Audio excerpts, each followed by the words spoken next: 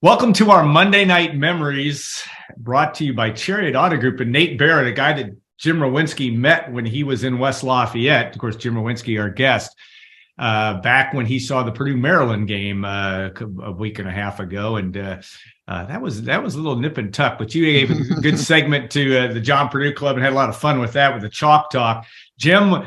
We're going to go to take our trip down memory lane, and there are a lot of them when it comes to you and your story. One of the great stories in the history of the Big Ten, but welcome to goldenblack.com and our show.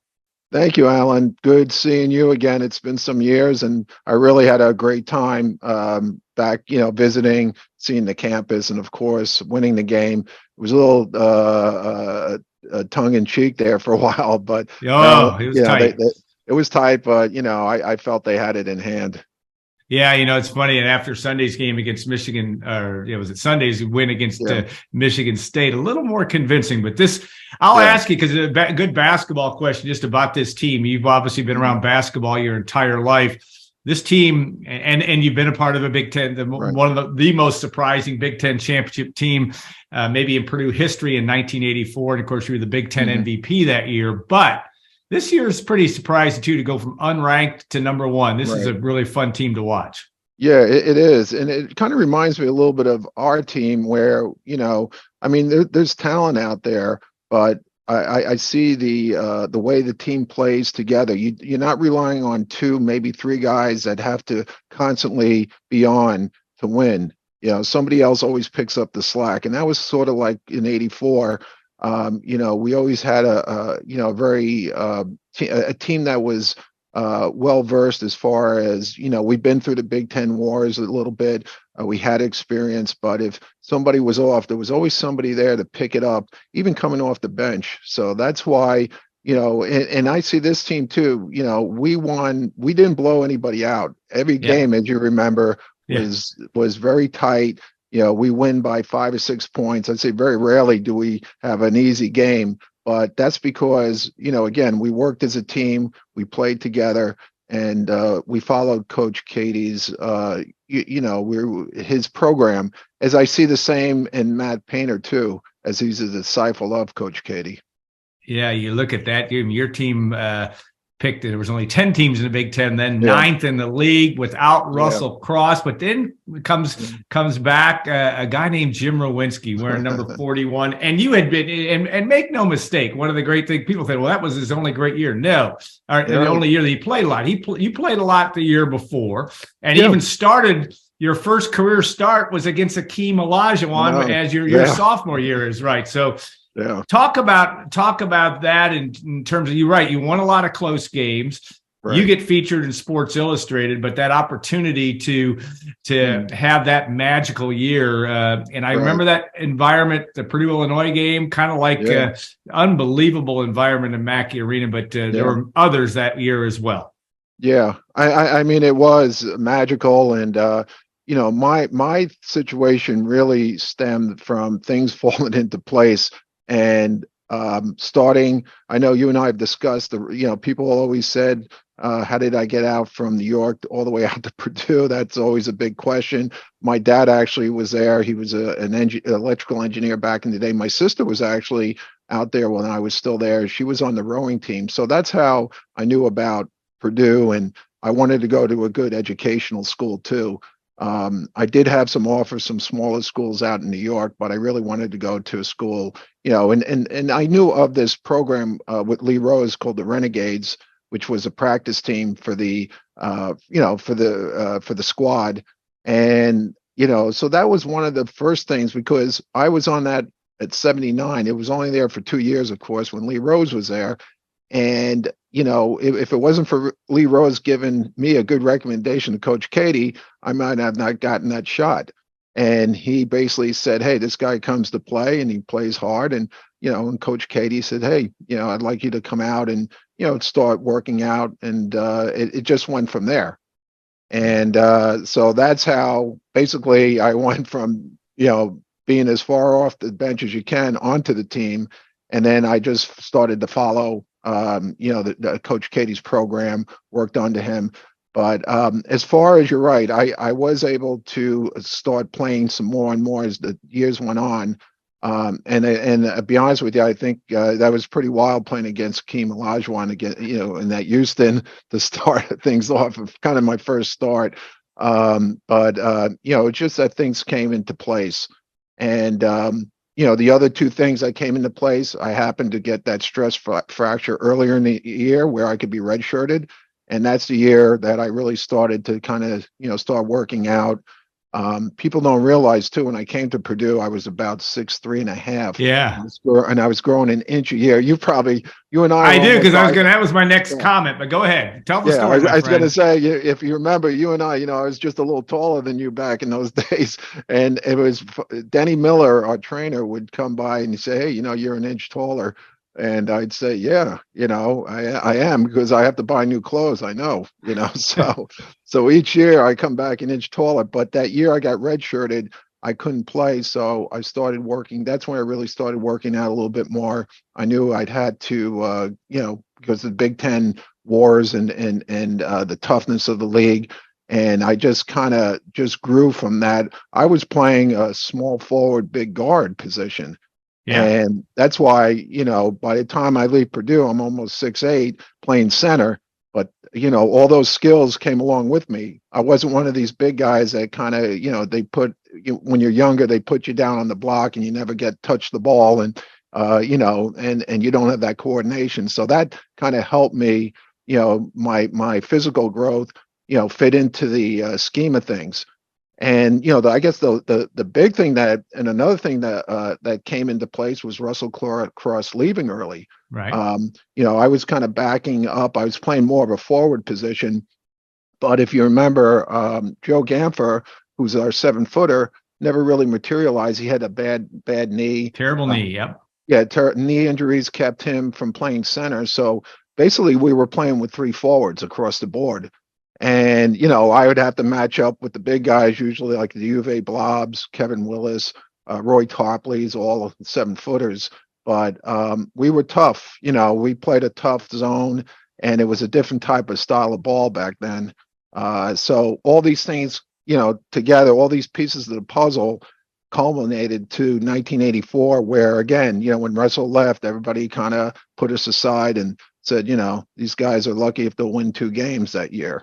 So that was the cool part. So I think, that feeling of being, we played very loosey-goosey, as coach said.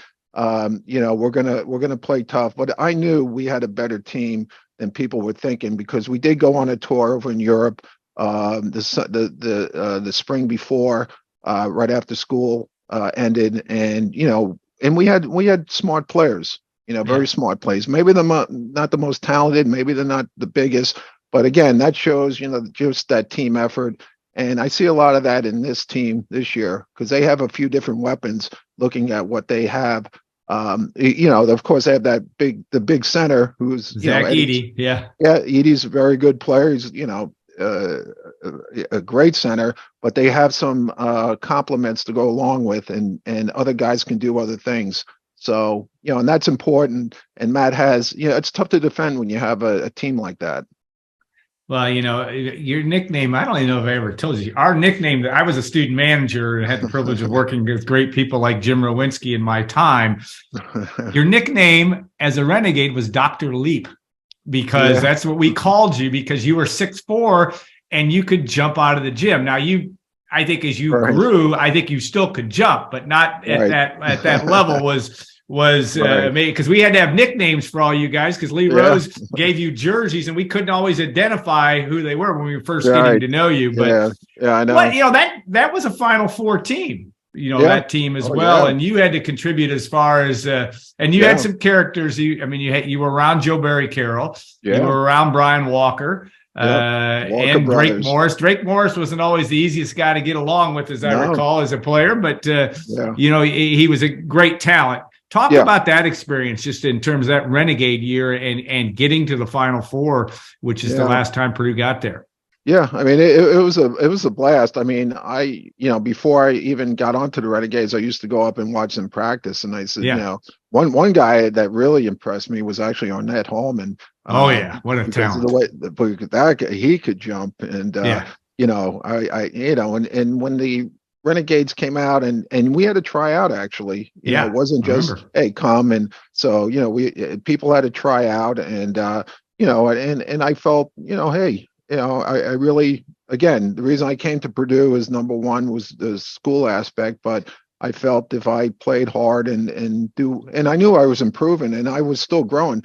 Another Yeah. point of my growth was, I was cut in 11th grade in high school, and came back. I was only about 6 foot. I grew 3 inches one year, came back and started in my high school. So I knew I was going to keep improving.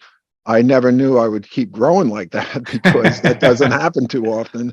But again, I just wanted to go out there and I felt myself improving. But playing against great caliber like that, I mean, it just lifts your game. And my thing was always to play with the older guys growing up because that's how you get better, and that's the way I felt with this. But I appreciate Lee Rose, seeing something in myself and then passing that along to Coach Katie, because without that, I might have never gone to the next step in the next level. You had that opportunity too. You were, and I didn't know, I'd forgotten that you were only 6 foot. So you were 6 foot as a junior in high school. So you really played, yeah, but you had guard skills. I mean, you could handle the basketball, even though even as you got bigger and bulkier in your senior years, junior and senior years, that certainly played a big role in your ability to be a player. Yeah. And, I do a lot of camps and stuff over the years. In fact, Chris Mullins is a good friend of mine and his brothers. And over the years, I've done a lot of camps. And, one of the things about the big guys is sometimes you don't get to handle the ball as much as you should. And that's why they, as they go into that position, they seem awkward. They don't see as coordinated. So in camps like that, I do stress that the big guys work on the ball handling, make sure that, they get the ball. They're not just sitting there on the block and not doing anything with it, learning, because it is be honest with you, it's harder to work with your back facing the back behind the basket versus you're facing the basket, because that's a harder position, getting it on the block, and people are around you trying to steal it from you and jabbing at you. So it takes a lot of skill to be able to maneuver. So, but again, I just I had those skills because I was playing, the smaller positions, and they just kind of kept with me. So it just helped when I had to move into a larger position, especially when Russell left. Now I was a full-time center at that point. Yeah, and that helped you develop in a lot of different ways. That team in 83, 84 also really had good guard play. You had a defensive player of the year in Ricky Hall, Steve Reed, Kurt Clausen on down the line. This was a team that had capable guard play, and that certainly, I mean, I know you give them credit also for making and good role players with Greg Eifert, Mark Atkinson on down the line. This was a team that really had good pieces, like you said earlier. Oh yeah, definitely, no doubt about it. And I came along, Steve Reed, one of the best guards I played with. Again, Greg Eifert was tough as nails and very good player. We worked with a small team basically and played against guys, big centers and big forwards, but we were tough, and our philosophy, we might have bent, but we never broke. And that's why these games were nip and tuck for the most part. Without those players coming together, and Coach Katie, who actually won Coach of the Year that year. National Coach of the Year. That's right. National Coach of the Year, deservedly so. We followed his program, and we were a smart team. We knew, we couldn't run anybody out of the building, but we were patient. We did what we needed to do. We were tough on defense. We fundamentals were there, and that came all with the program with Coach Katie. Yeah. when you look at some of your favorite moments in that senior year or any other time in your career, I mean, you obviously won in Bloomington, which was really hard to do. Purdue, that was only the second time Purdue had ever won at Assembly Hall in there, but also getting to the NCAA tournament, winning the Big Ten championship up at Minnesota on a Ricky Hall free throw at the end of the game. What were some of your top memories of that '84 season? Actually there was one before, and everybody always asks about that that game that kind of put me on the map a little bit. A year or so before was the Illinois game when we were down about 20 points. We're going to get to that one. That's a great, you were down 20 points, 49 to 29 with 12 minutes to go. 12 minutes Gene to Katie go. empties the bench. So you go from there. Tell the story from there. Yeah. And I'm just saying that to me was the greatest game. And it was a very important game in the Big Ten. But, players that were on my team like Herb Robinson and Matt Gaddis came in. Right. And, we hit a few shots.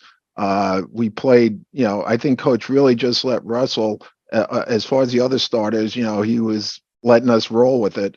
And, just chipping away. I think Illinois scored maybe 2 or 4 points in those last 12 minutes. So, we were just working hard and didn't give up, and we weren't going to concede the game. But what was really cool was, of course, that last second shot, had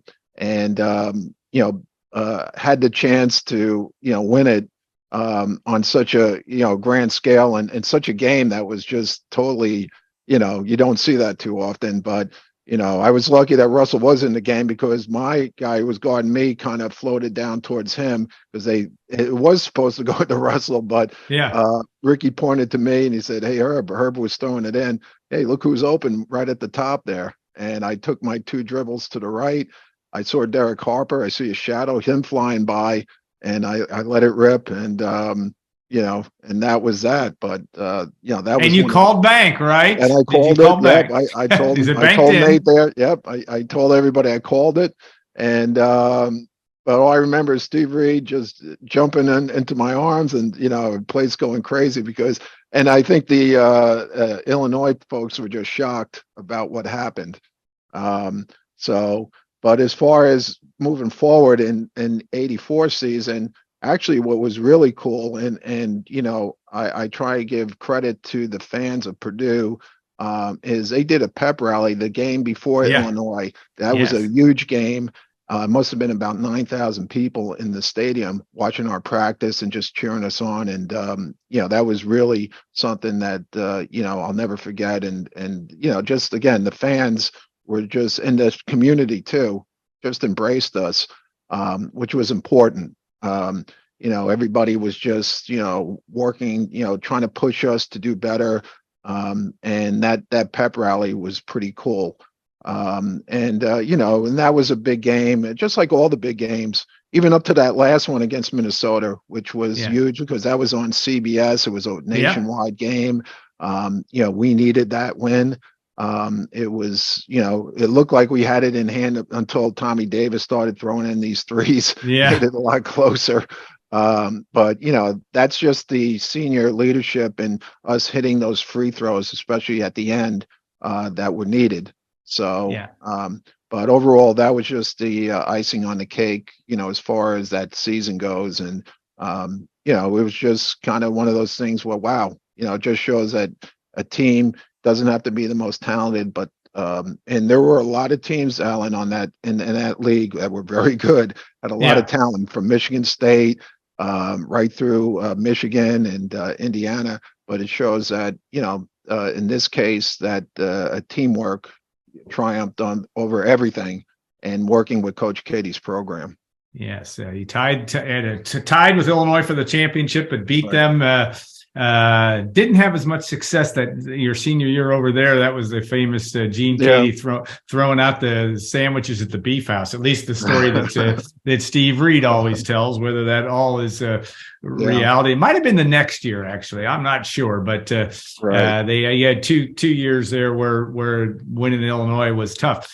How when you had the Sports Illustrated article, which you were the Curry Kirkpatrick, at least the headline was the Prince of Pecs. But people have to realize, being in Sports Illustrated and being featured in Sports Illustrated was like being the lead on ESPN on Scott Van Pelt and then some. I mean, it was the thing at the time. Talk about that and that experience of being interviewed by legendary writer Curry Kirkpatrick, but also being featured in the Sports Illustrated article back in 1984. Yeah. Well, that just happened to be, if it wasn't for the game and whoever really shined in that game. And my first half of that game, I was just okay. I think I had maybe 4 points and a few rebounds. Probably the second half, where I think I scored 20 points and had maybe 12 rebounds. I probably had the best second half of my career at any time, that second half. And we needed it because Illinois was still a very tough opponent. Bruce Douglas was out running around stealing the ball left and right, as he usually does. We actually, kind of had that game in hand, but I was determined, not to, lose that game, as well as the others on the team. But I said, I need to step it up, especially in that second half. Again, because of that, and because having the best game, I was the one that they talked to, they talked to, and I know Kerry Fitzpatrick, he talked to a few different players before the game, getting information. Now, you have to wait till the end of the game to see, okay, who's really going to be the feature on that. So I was fortunate to have a very good game, and it was cool. I remember going to Mackie Reed and meeting him, and, he talked about a lot of things and got a lot of info about my story too. Being cut in high school in 11th, came back to start and things like that. So, but it was definitely an honor. And, it is a different animal these days as far as media goes. But back then, that publication was very big, and it was, just again, an honor to be in it. Yeah, just the start of ESPN. Your game against Illinois was on ESPN back in the day, but that was just getting going 4 or 5 years into that. All right, after you win the Big Ten MVP, and just thinking about that. I mean, do you ever, I'm sure you have, when you go back and think about where you came from to being first team All Big Ten and winning the conference all MVP, really one of the great stories from going from walk on to that. How does that sit in a few years later as you look back at that, your time in West Lafayette? Yeah, I mean, when you're doing it, you're not thinking about it as much. Coach Katie always said, you're going to savor this more 20 years later down the line. We were just doing what we knew what we could do, and and people didn't tell us that we could win games. Everybody was talking about losing, but they didn't tell us we could win any either. So I'm just saying. So we were doing what we knew what we could do. And going back now, you savor it more. Even when I visit the school and seeing the changes and everything and how the campus has changed, but the winning spirit hasn't. But it was just kind of again an honor to be on a team like this, and the pieces that fell into place were pretty amazing. Just the group, it's just the overall aura of this whole thing, and working with a great coach like Coach Katie. So and the other thing too, Alan, people don't realize, besides that, I was also awarded the Chicago Tribune Award, which Silver basketball, which I still have, which I believe only Rick Mount and myself at Purdue have ever won that, if I'm correct. So, going along with it, I mean, I might have been the focal point a little bit, but I can tell you, it was definitely a team situation with this squad. And, by no means, I might have been highlighted more, but it was definitely something that we all worked and strived together. And you were there too, as you know, and it was, it was just a great feeling, and you do savor it more as the years go by. Couple more questions. I had one about your professional playing career, because you played overseas. You also had a cup of coffee in the NBA. Tell us a little bit about that. I know that you had an opportunity to play for several years after your days at Purdue. Yeah, I played overseas. I played in the CBA, which at the Yeah. time was the kind of the minors, and I had some good stints in there and got pulled up. Was actually had fortune to play with the Detroit team when they were going on their NBA title run. Yeah. It was I actually replaced John Sally at the time, but was pretty cool because I got to be with the likes of Isaiah Thomas, who we're all Big Ten rivals. Yeah. Um, Rick Mahorn, Yeah. he's a very tough guy. Bill Lambier and guys like that. Also, an early Dennis Rodman, um, Yeah. which was kind of interesting. And this is before he started changing his hair color and Yeah. dressing like a woman sometimes. Yeah. But that was a really cool experience. And being under Chuck Daly, that was really cool. Um, it was a great experience. I got a chance to play with the Philadelphia Sixers and with Charles Barkley. That was very cool. And down in the Miami Heat for a while. And then again, like a lot of players, go back and forth, play overseas. I was in places like Belgium, France for a while, Italy for a while. So great experience too. Great to travel. You're in different cultures. You're actually in different places, and it's a great learning experience to travel like that. Not just to visit, but to live in different cultures. And Yeah. that's probably my second education. And and you see how other people live, and be honest with you, everybody does the same thing. Get up for in the morning, get the kids out to school, and people think that overseas people are different. To me, everybody seems the same.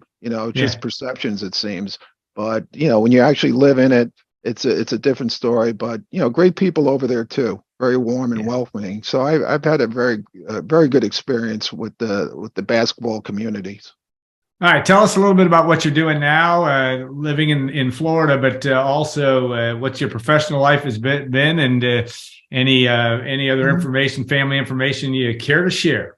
Yeah, well, I started, when I left basketball in the 90s, I went into medical sales. I was up in New York for a number of years, back where I'm from, Long Island area, medical devices and things like that. As time went on, I made my way down here to Florida. I work for a company. I've been there with them for a few years now or so. We're a placing company for physicians. So Okay. I work with different types of physicians in oncology, radiology. It's a big company, CHG Healthcare. They do nursing and a very very good company that is also good to their employees and very very fair and always trying to do well by their workers and myself. So that's where I'm at now, and I enjoy it. It's good that we send doctors all different parts of the country. We have clients even up in Alaska, so we're helping communities get good doctors so people can get in and get taken care of basically. And so that's what I'm doing now. But I'm looking forward to hopefully coming back at least maybe once a year to see a game. I really enjoy it. I get a chance to meet some of my old fraternity brothers from Lambda Chi. In fact, Yeah. one of them, Tony Tresser, who was one of the reasons I ended up there is because I met Tony at we used to play pickup at over at Purdue. It's Um, correct. Yeah. at the co-rec, and he brought me over, but he was one of the original Renegades. Yeah. And so, he comes by and some of my other fraternity brothers, and it's just a great fun thing to do. And we get a chance too, Alan, to go back doors and see everybody, see the facility. It's amazing. All Yeah. I can say is back in the day, my locker room, as you know, was pretty tiny compared to what's there now. Oh, amazing. And I try to tell the guys, it used to be here, and we had metal chairs too, just Yeah. to let you know. And now I'm looking at these big luxury, leather, and how things have changed and expanded, and rightfully so. Just the prep rooms and everything. I'm like, wow. And the new practice court too. Oh, That yeah. was never there. Yeah. So, but it shows how the growth has happened at Purdue, and and how wide and big this has become. And Purdue now is on the map, of course, and as a great institution. But I have to say, to really put an exclamation point, Coach Katie, he always said his best record was his players that graduated. He said that was, besides the wins and losses, he had over a 90% graduation rate. And, and I think that's very important because basketball and sports is only a small part of your life. You have to look ahead. And that's what I'm trying, when I do camps and stuff, I try and instill in younger players, please, do your homework, make sure your schoolwork is top on your priority list because, whether you make it or not, that lasts you a lifetime. And one of the things I treasure is the diploma. It's open doors. And, and that's what we go to school for. And as a student athlete, that's something that we should really be concentrating on. And I'm glad that I went to a program that Coach Katie, he was very firm about going. I can tell you, he knew all the professors. And if you weren't in class and didn't have a good excuse, you were running the next day at 5 a.m. So yeah, I appreciate that. And, and hope that more schools follow that protocol. Yeah, no doubt. And you were a shiny example, right, of academic excellence, but also obviously your exploits on the court were great. Hey, Jim, thanks so much for your time. This was really enjoyable. We could go on for hours. We haven't scratched the surface. We'll have a part 2 and part 3 of this at some time down the road. Anytime, Alan. It was good seeing you, and you and I had a blast too. And we were talking about old stories. And at the NIT, I took you out in New York City for a bit and showed off-track betting. You introduced me to off-track betting. I never knew. Being from Long Island, it was old hat for you. But you said you still go back to the Belmont every year, right? Yes. I've actually been to the Triple Crown. I have friends, some of my fraternity brothers. We've been to the Derby a few times. Even at Purdue, we took a drive down. But Belmont is in my backyard, basically on Long Island, and I go back every year. It's fun. I back in, I think it was 2015 or 16 when finally got the Triple Crown, which I never thought in my lifetime would happen with American Pharoah. So that was really a cool thing. And it's just, again, it's like coming back to Purdue. I go back every year, meet family, friends up there, and it's a great way to see everybody and then go to the race. And it's just a big party and it's a good time. Yeah, no doubt. All right. He had a lot of other, I did not have a life of gambling, just to make sure. He was very well controlled. Not at all. We had a lot of fun. That was my first trip to New York City, and it was a great one. And you had a big part of the fun that we had as Purdue finished runner-up to Bradley in that tournament. But Jim was on the DL at that point still. Exactly, but it was great to get back and play. All right, thanks again so much. Thanks to Chariot Auto Group, a guy that we both know now, Nate Barrett, and the group there as well. And we'll look forward. We do this every month, and this is always one of my favorite shows. And Jim, great stuff, and of great interest to Purdue sports fans and Purdue basketball fans, to be sure. Thanks again, and enjoy the rest of your day, my friend. Thank you. I appreciate it, and I will be back out, so we'll meet up again. All right, sounds great.